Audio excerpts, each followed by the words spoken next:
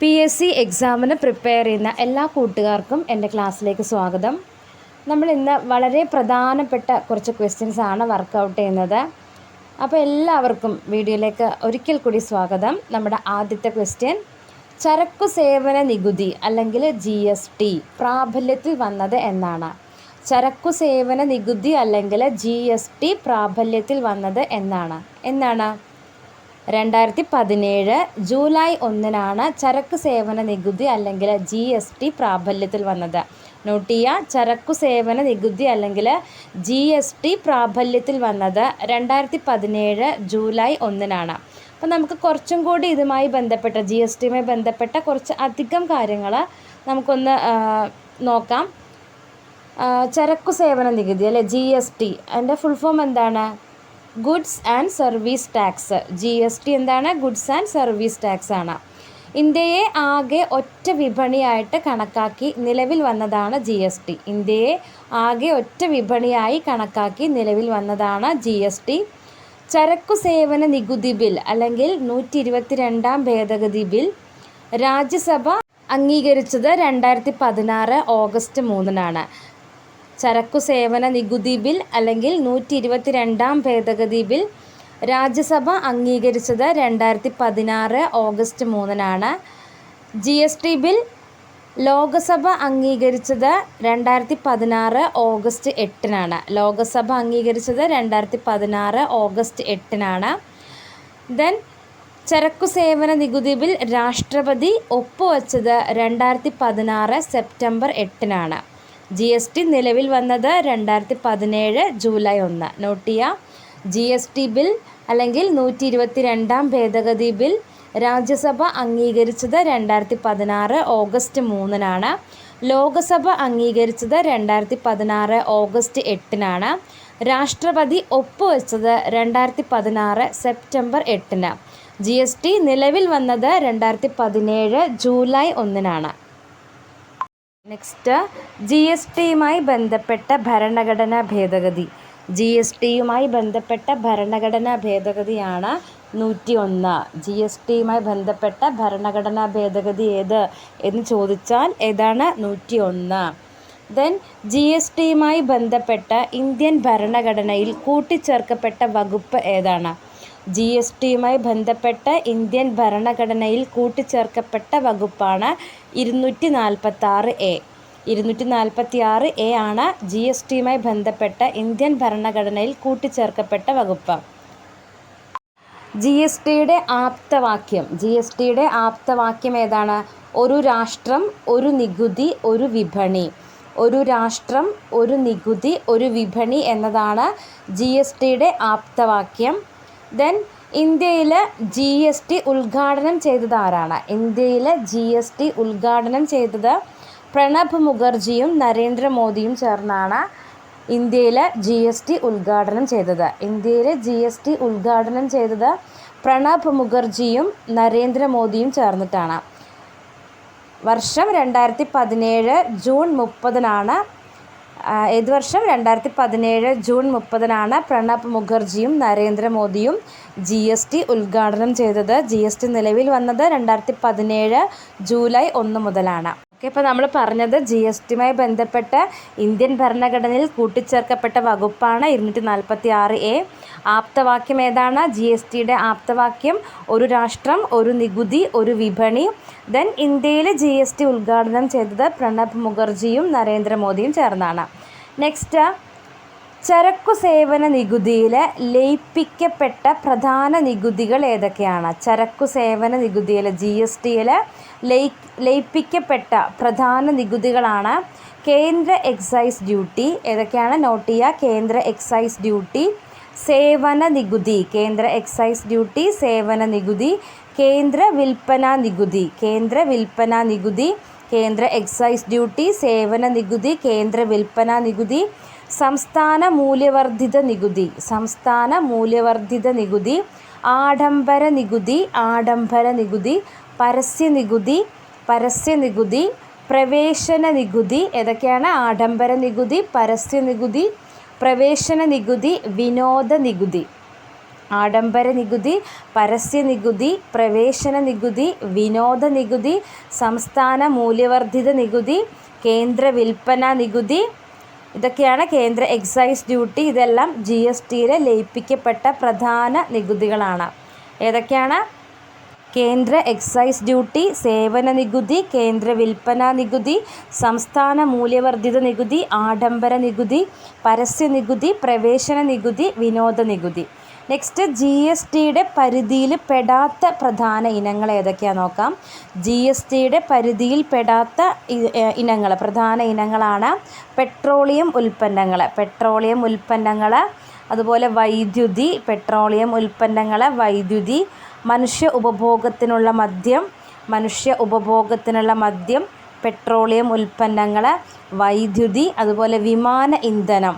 ഏതൊക്കെയാണ്? പെട്രോളിയം ഉൽപ്പന്നങ്ങൾ, വൈദ്യുതി, മനുഷ്യ ഉപഭോഗത്തിനുള്ള മദ്യം, വിമാന ഇന്ധനം. ഇതെല്ലാം GSTയുടെ പരിധിയിൽ പെടാത്ത ഇനങ്ങളാണ്. ഓക്കെ, അപ്പോൾ നമ്മൾ ചരക്കു സേവന നികുതിയിൽ ലയിപ്പിക്കപ്പെട്ട പ്രധാന നികുതികൾ പറഞ്ഞു. GSTയുടെ പരിധിയിൽ പെടാത്ത പ്രധാന ഇനങ്ങൾ ഏതൊക്കെയാണെന്ന് പറഞ്ഞു. ഏതൊക്കെയാണ്? പെട്രോളിയം ഉൽപ്പന്നങ്ങൾ, വൈദ്യുതി, മനുഷ്യ ഉപഭോഗത്തിനുള്ള മദ്യം, വിമാന ഇന്ധനം. ഇതെല്ലാം GSTയുടെ പരിധിയിൽ പെടാത്ത പ്രധാന ഇനങ്ങളാണ്. അടുത്ത ക്വസ്റ്റ്യൻ നോക്കാം. എത്ര സ്ലാബുകളിലായിട്ടാണ് GSTയിലെ നികുതികൾ ക്രമീകരിച്ചിരിക്കുന്നത്? എത്ര സ്ലാബുകളിലായാണ് GSTയിലെ നികുതികൾ ക്രമീകരിച്ചിരിക്കുന്നത്? 4 സ്ലാബുകളിലായിട്ടാണ് GSTയിലെ നികുതികൾ ക്രമീകരിച്ചിരിക്കുന്നത്. ഏതെല്ലാമാണ്? 5%, 12%, 18%, 28%. എത്ര സ്ലാബുകളിലായാണ് GSTയിലെ നികുതി ക്രമീകരിച്ചിരിക്കുന്നത്? 4, 5%, 12%, 18%, 28%. ഓക്കെ, നെക്സ്റ്റ്, GST നമ്പറിലെ ആദ്യത്തെ 2 അക്കങ്ങൾ എന്തിനെയാണ് സൂചിപ്പിക്കുന്നത്? സംസ്ഥാന കോഡിനെയാണ്. GST നമ്പറിലെ ആദ്യത്തെ 2 അക്കങ്ങൾ സംസ്ഥാന കോഡിനെയാണ് സൂചിപ്പിക്കുന്നത്. സ്റ്റേറ്റ് കോഡിന് ശേഷമുള്ള 10 അക്കങ്ങൾ എന്താണ്? സ്റ്റേറ്റ് കോഡിന് ശേഷമുള്ള 10 അക്കങ്ങൾ രജിസ്റ്റർ ചെയ്ത ആളുടെ പാൻ നമ്പറാണ്. അപ്പോൾ ആദ്യത്തെ 2 അക്കങ്ങൾ സംസ്ഥാന കോഡാണ്. ഈ സംസ്ഥാന കോഡിന് ശേഷമുള്ള 10 അക്കങ്ങൾ രജിസ്റ്റർ ചെയ്ത ആളുടെ പാൻ നമ്പറാണ്. അപ്പോൾ GST നമ്പറിൽ ആദ്യത്തെ 2 അക്കങ്ങൾ സംസ്ഥാന കോഡാണ്. സംസ്ഥാന കോഡിന് ശേഷമുള്ള 10 അക്കങ്ങൾ രജിസ്റ്റർ ചെയ്ത ആളുടെ പാൻ നമ്പറാണ്. കേരള സംസ്ഥാനത്തെ സൂചിപ്പിക്കുന്ന ID നമ്പർ 32. കേരള സംസ്ഥാനത്തെ സൂചിപ്പിക്കുന്ന ID number 32 next, GST council chairman ആരാണ്? GST കൗൺസിൽ ചെയർമാൻ കേന്ദ്ര ധനകാര്യമന്ത്രിയാണ്. GST കൗൺസിൽ ചെയർമാൻ കേന്ദ്ര ധനകാര്യമന്ത്രിയാണ്. GST council chairman. മറ്റ് അംഗങ്ങൾ ആരൊക്കെയാണ്? മറ്റ് അംഗങ്ങൾ സംസ്ഥാന ചുമതലയുള്ള കേന്ദ്ര ധനകാര്യ സഹമന്ത്രി, മറ്റംഗങ്ങൾ സംസ്ഥാന ചുമതലയുള്ള കേന്ദ്ര ധനകാര്യ സഹമന്ത്രി, അതുപോലെ സംസ്ഥാന ധനകാര്യമന്ത്രിമാർ. ഇവരെല്ലാം മറ്റ് അംഗങ്ങളാണ്. അപ്പോൾ GST കൗൺസിൽ ചെയർമാൻ കേന്ദ്ര ധനകാര്യമന്ത്രിയാണ്. മറ്റ് അംഗങ്ങൾ സംസ്ഥാന ചുമതലയുള്ള കേന്ദ്ര ധനകാര്യ സഹമന്ത്രി, സംസ്ഥാന ധനകാര്യമന്ത്രിമാർ. അപ്പോൾ GST കൗൺസിൽ ചെയർമാൻ ആരാണ്? കേന്ദ്ര ധനകാര്യമന്ത്രി. നെക്സ്റ്റ്, GSTക്ക് ഇന്ത്യ മാതൃകയാക്കിയിരിക്കുന്നത് ഏത് രാജ്യത്തെയാണ്? കാനഡ. GSTക്ക് ഇന്ത്യ മാതൃകയാക്കിയിരിക്കുന്നത് കാനഡയാണ്. ഇന്ത്യ മാതൃകയാക്കിയിരിക്കുന്ന GST ഏതാണ്? ഡ്യുവൽ GST ആണ്. ഇന്ത്യ മാതൃകയാക്കിയിരിക്കുന്ന GST ഡ്യുവൽ GST ആണ്. ഓക്കെ, അപ്പോൾ GSTക്ക് ഇന്ത്യ മാതൃകയാക്കിയിരിക്കുന്നത് കാനഡയാണ്. ഇന്ത്യയിലെ ഡ്യുവൽ GST ആണ്. GST എന്ന ആശയം ആദ്യമായിട്ട് ഇന്ത്യൻ പാർലമെൻറ്റിൽ അവതരിപ്പിച്ച വ്യക്തി പി ചിദംബരമാണ്. GST എന്ന ആശയം ആദ്യമായിട്ട് ഇന്ത്യൻ പാർലമെൻറ്റിൽ അവതരിപ്പിച്ച വ്യക്തി പി ചിദംബരമാണ്. GST ഒരു പരോക്ഷ നികുതിയാണ്. GST ഒരു പരോക്ഷ നികുതിയാണ്. GST നിലവിൽ വരാൻ പിന്തുണ നൽകേണ്ട സംസ്ഥാനങ്ങളുടെ എണ്ണം എത്രയാണ്? 16. GST നിലവിൽ വരാൻ പിന്തുണ നൽകേണ്ട സംസ്ഥാനങ്ങളുടെ എണ്ണം 16 ആണ്. ദെൻ GST ബിൽ രാജ്യവ്യാപകമായി നടപ്പിലാക്കുന്നതിനായിട്ട് കേന്ദ്ര സർക്കാർ ആരംഭിച്ച പദ്ധതിയാണ് പ്രൊജക്റ്റ് സാക്ഷം. GST ബിൽ രാജ്യവ്യാപകമായിട്ട് നടപ്പിലാക്കുന്നതിനായിട്ട് കേന്ദ്ര സർക്കാർ ആരംഭിച്ച പദ്ധതിയാണ് പ്രൊജക്റ്റ് സാക്ഷം. GSTയുടെ ഗുഡ്വിൽ അംബാസഡർ ആരാണ്? അമിതാഭ് ബച്ചനാണ്. GSTയുടെ ഗുഡ്വിൽ അംബാസഡർ അമിതാഭ് ബച്ചനാണ്.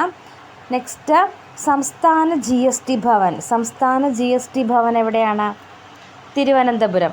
സംസ്ഥാന GST ഭവൻ തിരുവനന്തപുരത്താണ്. നെക്സ്റ്റ്, GST കൗൺസിലിൻ്റെ ആദ്യ സമ്മേളനം നടന്നത് ന്യൂഡൽഹിയിലാണ്.